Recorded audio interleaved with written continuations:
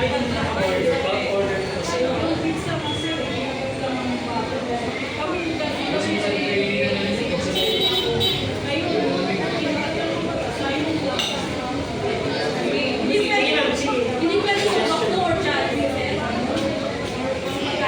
Ang tatlong pinagpilian din namin sa meeting, mga McDo, Jollibee, may nag-pumunta manager doon, Shakey's.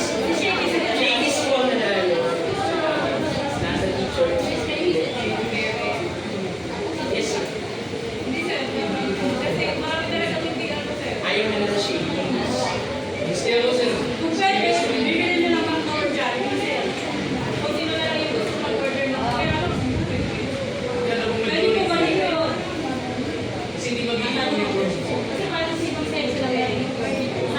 Sumunod lang po kasi tayo sa, sa ating mga head man.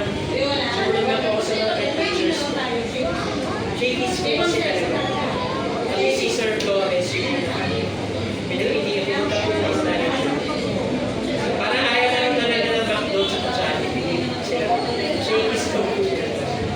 Pero mas tipid po talaga yung McDo sa Jollibee.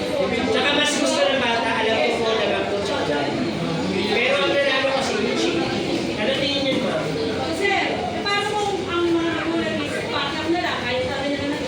Kasi mahirapan po naman tayo sa report kay Ma'am Vivian sa chairman. Maganda sana kung isahan na lang Shakey's natin basic. Not po na basic Shakey's.